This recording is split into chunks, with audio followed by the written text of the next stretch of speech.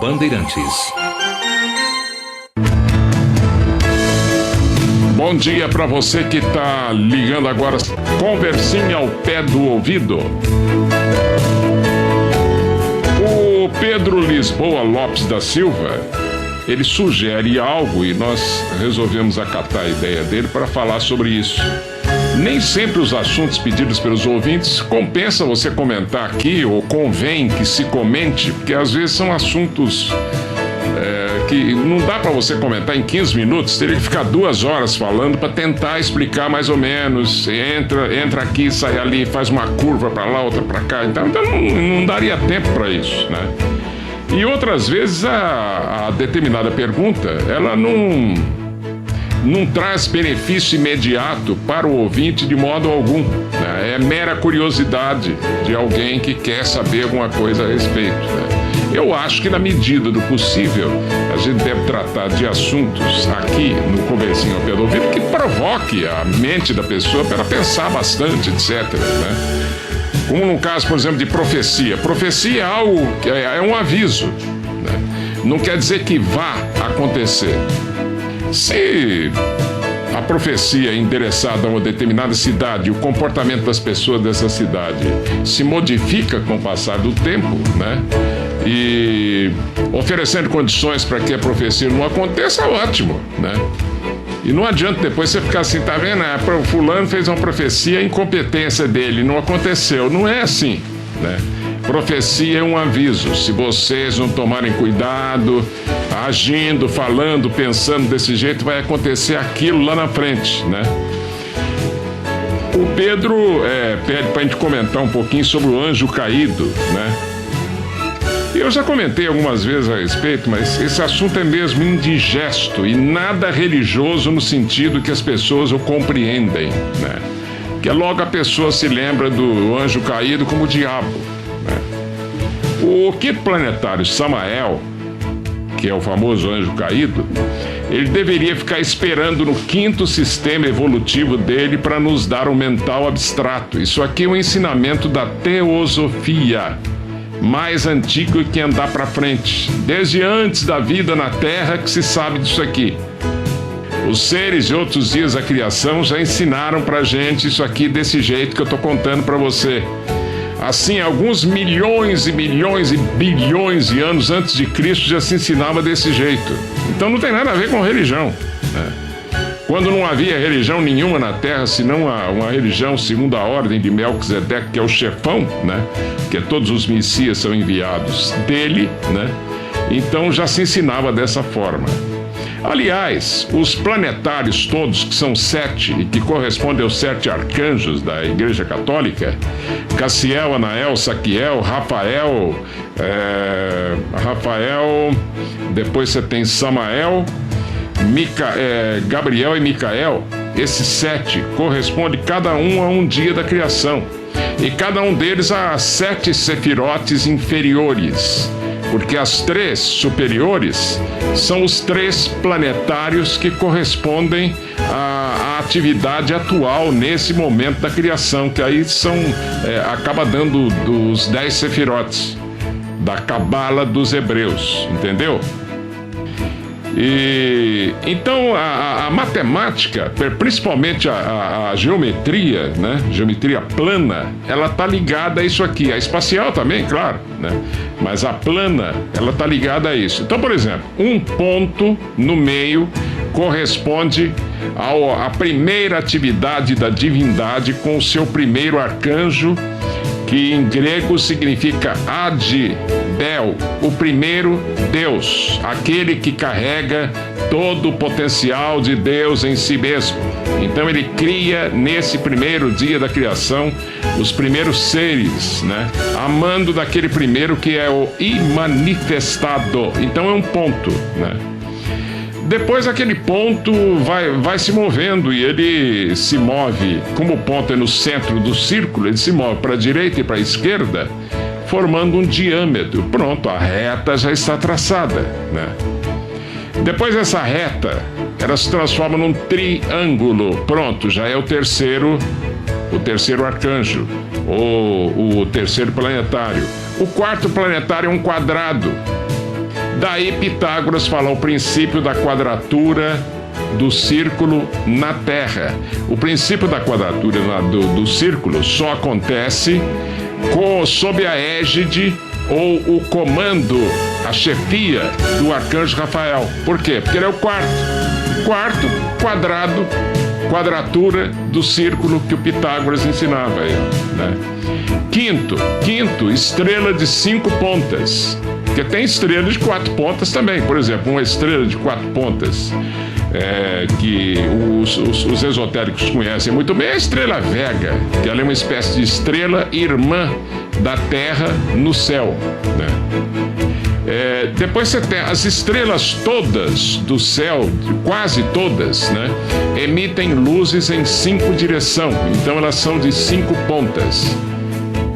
E como o arcanjo Samael é o 5º planetário, corresponde a ele. Daí o pentagrama. Mas transformaram o pentagrama em magia negra. Você risca ele no chão, faz um acordo com o diabo pra você ganhar na loteria e vai por aí fora. Mas é bobajada que o ser humano inventa e depois não sabe desinventar, né? E algumas religiões vêm atrás disso também, né?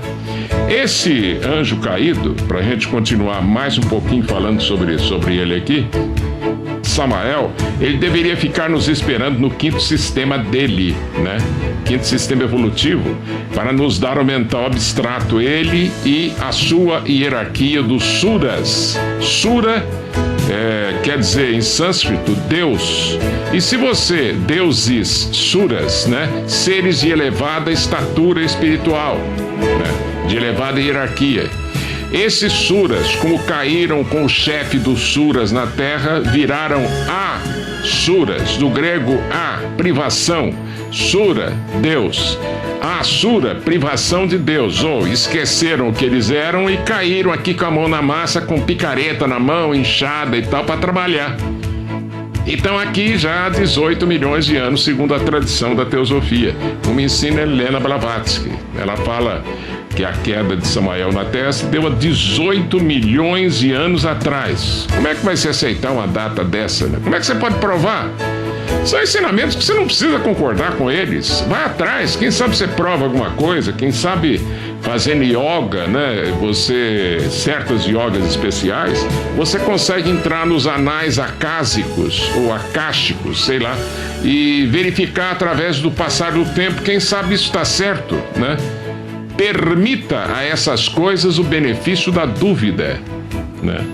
Não enfie na cabeça com casca e tudo o que a gente fala. Não é assim que se faz para aprender, né? Uma pessoa que quer realmente aprender alguma coisa, ela tem que pôr em dúvida, mas não ficar que nem criancinha, não acredito porque o outro falou que é isso e tal, eu só acredito no que o outro falou, né? Ora, prova para você mesmo, é como reencarnação. Você não acredita em reencarnação? Ótimo! O que tem isso? Então você acreditar ou não acreditar, ela continua existindo do mesmo jeito, né? E os dias da criação, como já dissemos aqui várias vezes, são 7 mais 2 mais 1. Porque você tem os 7 dias comuns citados pela Bíblia Católica, que não fala além disso, não fala em 10, fala em 7, né? Mas quando você vai na Cabala dos Hebreus, são 10 sefirotes, né? Então, primeiro você tem um plano arquetipal, onde o 1, como ele é o pai, ele não tem gunas, não tem qualidade, e é esse 2 mais 1, esse 1, entendeu? Então, esse 1 passa a ordem para o 2, que seria o Jeová das religiões. Ele, então, por intermédio de seus Maharajas, ou grandes inteligências cósmicas, né? Ele manda esse pessoal projetar aquilo que ele quer. Então, isso é chamado de plano arquetipal. Arquitetura, arquiteto do universo, a coisa começa assim, né? E essa arquitetura, então, é traçada para que se cumpra depois. E quem que começa a pôr a mão na massa? O 3. O 3, né? É quando eu falo 7 mais 2, eu estou falando mais 2 seria o segundo e o terceiro. E o 1 para terminar tudo e entrar em Pralaya, como ensina a teosofia, como ensina a eubiose e como ensinam as verdadeiras e grandes escolas iniciáticas, né? Onde as épocas cósmicas, o tempo cósmico é dividido em manuântaras ou tempos enormes entre manus ou guias da humanidade que vem aqui para abrir a cabeça da gente, não para salvar, porque você não salva ninguém, né? Eu posso ficar falando aqui 800 anos e não conseguir salvar uma pessoa sequer do fogo dos quintos dos infernos. Por quê? Porque a pessoa não quer. É você que se salva. Você que se salva como? Aprimorando, caminhando, né? Como os maçons dizem, justus et perfectus. Você não pode abrir mão de você mesmo ou desistir de você, né? Senão você se perde para a evolução, você acaba perdendo a unidade, né? Então, há 18 milhões de anos atrás, a teosofia conta que Samael foi convidado por aquele que é seu irmão maior e que pode ser considerado seu pai também. Pediu a ele que viesse para o quarto sistema ajudar o seu irmão Rafael, que não estava dando conta de criar seres que ele tinha obrigação de criar. Estava no plano lá de cima, na arquitetura, no plano arquetipal. Então ele tentava criar, dava metade cavalo, metade gente, metade peixe, metade mulher, metade homem, sei lá, aquele rolo todo. Tem muita coisa que parece mitologia e parece conto de fadas, realmente existiu na Terra. Mas é difícil acreditar. Só um dia, quando o ser humano deixar de ser criança, com o passar dos dias da criação, daqui a setilhões de anos, o ser humano vai perceber que essas coisas são verdadeiras, são experiências cósmicas. Nós não nascemos do jeito que somos agora, né? Isso não teria sentido para chegar a esses corpos que nós temos hoje em dia. Foi um Deus nos acuda. Uma dificuldade tremenda, né? Bom, Samael vindo para cá, ele passou a fazer oposição ao seu irmão maior, Micael, e que também veio, mas escondido dele, né? Tem até coisas esotéricas que a gente não se atreve a contar aqui da presença de Micael na Terra, né?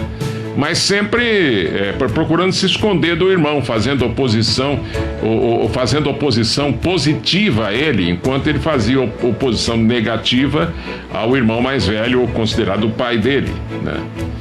Bom, Samael, então, naquela época, há 18 milhões de anos atrás, o corpo que ele conseguiu era parecido com cabra, né? E daí a expressão Kumara, que você vai perceber na teosofia, né? E algum vidente que viu uma coisa que não sabia o que era, né?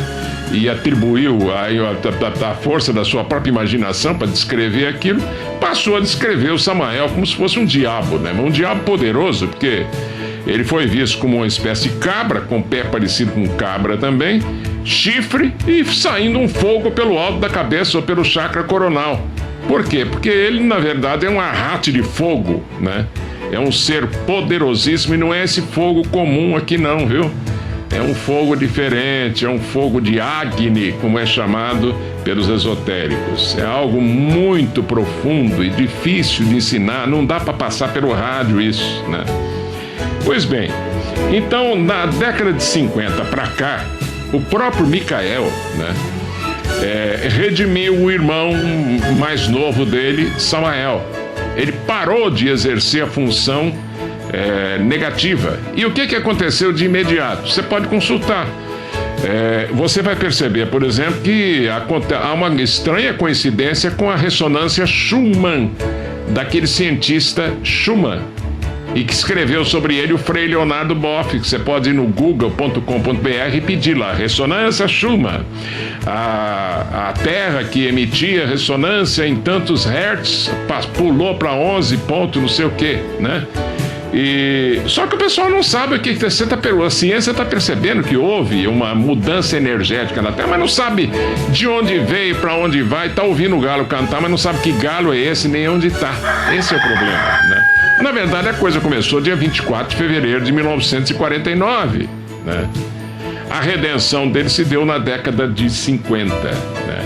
Nessa mesma década de 50, ele substituiu ele próprio, porque ele é na verdade, ele que arrasta a evolução aqui da Terra, ele trocou o corpo físico dele por um corpo desses nossos aqui, e escolheu um corpo muito bonito. Hoje, ele foi rebatizado de Arabel, né?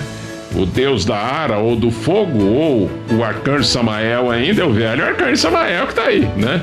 Hoje em dia ele está com um corpo maravilhoso, lindo, bonito, com a aparência de um jovem de 32 anos para dar o arcano 5, ou a estrela de 6 pontas. A estrela flamejante de 6 pontas, aqui na Terra, né?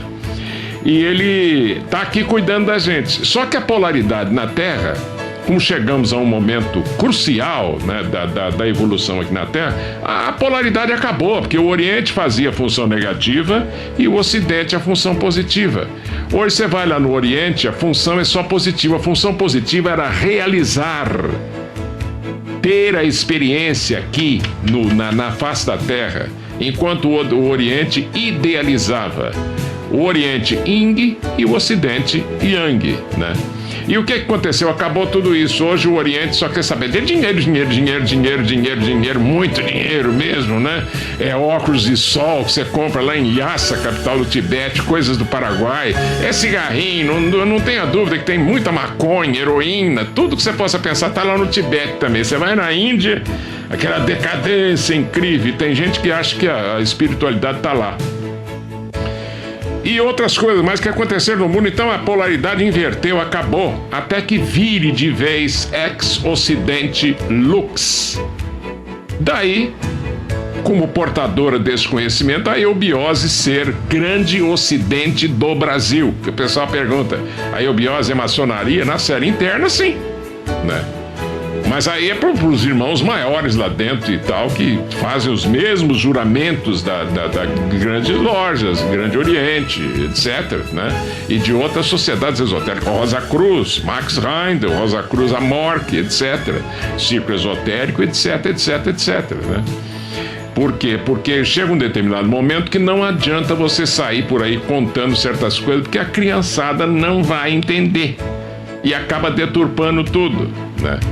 E daqui um pouco pode acontecer o que aconteceu com o fundador da eubiose, que sofreu grandes perseguições na época, né? A Blavatsky até hoje, eu cheguei a receber 2 e-mails aqui, chamando a Blavatsky de tudo. Olha, caramba, ela já morreu há quanto tempo, não tem chance nem de se defender, né? Já encarnou no Brasil, já desencarnou também, e as pessoas estão metendo pau ainda, porque acham que ela foi uma salafrária. E o objetivo dela, ela morreu ajudando as pessoas. Ela foi expulsa dos Estados Unidos porque queria abrir a cabeça do americano, que é muito quadrado, né? Para ver se o americano melhorava a cabeça, né? Até hoje não conseguiu melhorar tanto assim. Tem um ou outro lá que tem uma espiritualidade mais avançada, um mental abstrato melhor, né? Mas a maioria não tem ainda, né?